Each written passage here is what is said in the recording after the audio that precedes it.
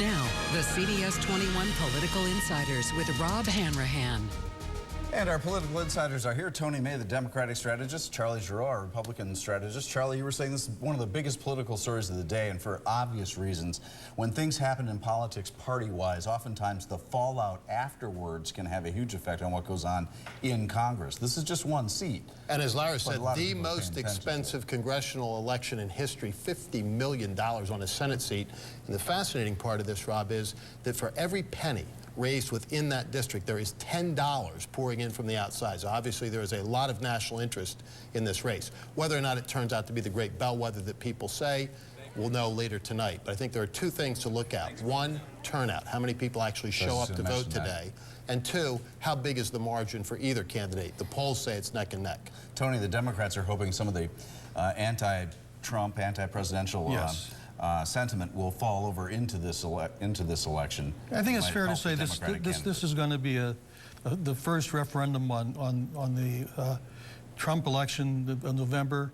But don't be surprised if the turnout is, if the result is the same. Meaning a Republican will win. Okay, so meaning if a Republican wins, Charlie, does that give the Republicans then more strength, like in the Senate and the House? Do they gain a little more confidence in what they're working on? What it will do is will stem some of the hemorrhaging that's going on within the Congress right now, and will strengthen President Trump's legislative agenda, at least in the short term. But as I say, these special elections don't often turn out to be predictive models. That's not been the case with them historically. The media loves to hype these things up to epic proportion, but how much either candidate wins by tonight, I think, will be the telling tale. On the converse side, Tony, wouldn't it be a huge boost for Democrats? Oh, it would be. I think it's really early, though, to see a real backlash against Donald Trump. I mean, right now, this is a district he carried in the general election. It's a red district now, so it really have to be people turning their backs on the man they voted for president. Those people will be the last to turn against him.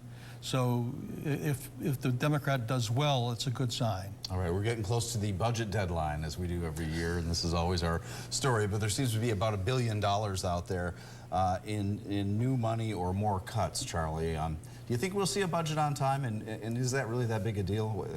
We've heard, you know, maybe, what do they say, June 34th? It is doubtful that we will see a budget by June 30th.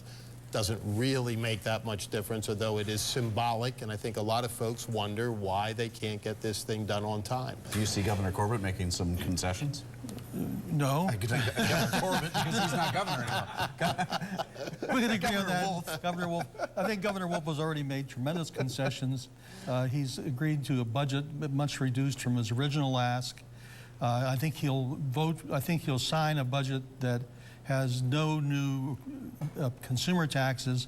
He's still asking for Charlie's favorite, a tax on extraction of natural gas in Pennsylvania.